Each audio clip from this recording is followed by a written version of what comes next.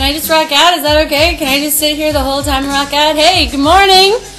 You're watching Mommy Matters Live on CentralValleyTalk.com. We opened up today with the Beastie Boys version of No Sleep Till Brooklyn because on my way to taking my middle child to school today, it came on the radio. I was listening to, I don't even know what I was listening to on the radio, but No Sleep Till Brooklyn came on, and I was in the car and I was rocking out, and suddenly it occurred to me while I was going down the road, and I was singing it in the car, No Sleep Till Brooklyn turns 35, and it just occurred to me that as a parent, especially since I went through this last night, that the nighttime parenting, you're parenting 24/7. You're always parenting. Just because the sun goes down doesn't mean that you're not parenting anymore.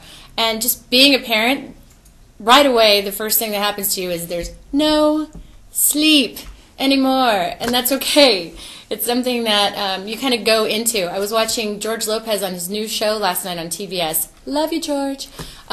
He was talking about there are two things that you go into knowing full well what you're getting into, and you do it anyway. And two of them was getting married, and the other one was becoming president. And getting married, you already know what's going to happen. It's kind of like becoming president. He said that you know that you're going to have a financial breakdown. You know that you're going to have one major catastrophe, and you go ahead and you do it anyway. And it's the same thing with marriage. And for me, it's the same thing with parenting. You already heard it. You don't have a friend. Like if you've never had a baby before, you have a friend, and you know that that friend is a wreck, and she looks tired all the time, and she's a mess. Because she's a parent, and it's just part of being a parent, and you love it, and you do it anyway. But I was loving that whole song this morning, and I had to share it with you guys, and I was totally rocking out in my car on the way home singing about no sleep because you're a parent. And it's all part of the sacrifice you make as a parent, and it's not a sacrifice in a bad way. I was reading Dan Brown's new book about symbols, and he talks about sacrifice and where that word comes from, and we talk about it a lot on the show, and it's sacrifice, which means to make something sacred.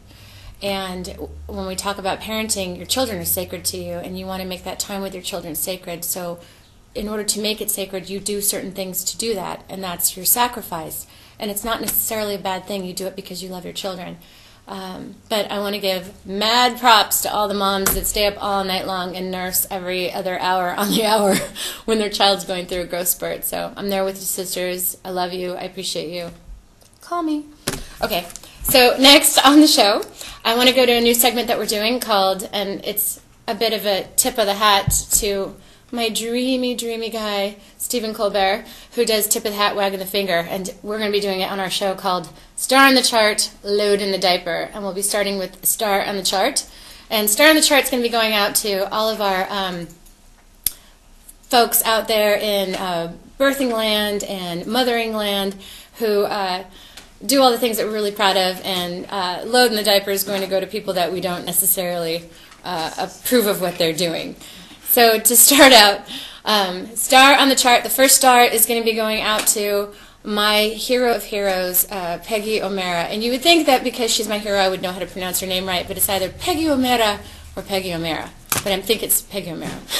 She is my hero completely because she is just an amazing woman. If you don't know who she is right away, just by me saying it, she is the editor of Mothering Magazine. And Mothering Magazine changed my life. It has changed many of women's lives.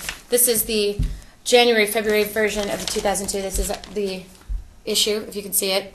If you don't already subscribe to Mothering Magazine, you need to go out and do that and just toss every other magazine out, with the exception of Junior Magazine. And I love her because she is courageous. She is awesome. She doesn't care about the bottom line. She cares about kids. She cares about mothers. She's a mother and baby advocate. She's changed my life. She's changed so many lives just by being honest and truthful, and she has been awarded for it. So she gets a star on our chart for being awarded the, let me make sure I get this right. Oh, over here, Gina. She was awarded with the Courage in Journalism Award, and it's about time, from the National Vaccine Information Center, for being incredibly courageous, and she is definitely my hero, and I think somebody that we all should look up to. And if you ask her, and she's incredibly modest about it, she doesn't think of herself as a hero at all. She just thinks of herself as a mother. And if I may quote from my favorite magazine, she was awarded her award for her vision and journalistic integrity in defending a mother's right to raise her children in the holistic health tradition. And she totally deserves it. Every time that she writes in her magazine, every time she does her editorials, she does it fearlessly. She doesn't care. You can flip through every page in this magazine, and you will never find an ad for a formula. She doesn't want their money. I think anybody else would just kind of roll over and say, "Oh yes, please bless me with all of your money," and she could care less. What she really cares about is mom and babies, and I love her for it, moms and babies. I'm going to quote from her own writing. "As new parents, we believe that society will take care of us, has our best intentions at heart, and will protect us. I want new parents to believe this, but health care policy in the United States is focused on eradicating rather than preventing disease. It is fear-based, interventionalist, and compromised by economic considerations. At this time in history, assuming that society will protect you can be a dangerous belief." And who else has the courage to say that but Peggy? I love her. Another part that I wanted to share with you guys is huge. Barbara Loe Fisher, and that's the gal who awarded her her award, asked me if I have suffered for challenging the status quo. And I love what she says next. "My job as a mother is to challenge the status quo. If I am lucky enough to have a child who is perfect and one of a kind, it is not my job to make my child be like everyone else. It is not my job to follow the current fashions, but to forge my own way, to develop my own personal ethic of parenting. As a journalist, my job is the same, to challenge the status quo. It's not the media giants that need protection, it is the common man. As the journalist Finley Peter Dunne said a century ago, the job of the newspaper is to comfort the afflicted and to afflict the comfortable." God love you, Peggy. You're so awesome. And last but not least, at the very bottom of her beautiful article, she says, "The current trend toward patients' rights, informed consent, and the new health journalism is about we, the people. We, all of you, have brought the issue of vaccine safety to the center stage in the United States, and it is only a matter of time before the new health journalism becomes the status quo. Don't be deceived by the backlash. The last gasp of tyranny is always the loudest." I love you, Peggy.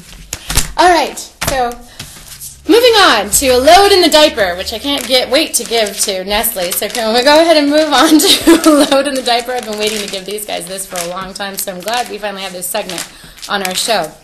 Let me move on ahead. So our load in the diaper today is going to Nestle because they tried to use Twitter, and if people don't know what Twitter is yet, I don't even know if I have the time to go into all of it, but it's a social network forum where you can put up little bits of information in like 142 little increments at a time, or not words but characters at a time. And anyways, they tried to put this thing out on Twitter where they were going to get 20 different parent bloggers to talk about what a wonderful family-based business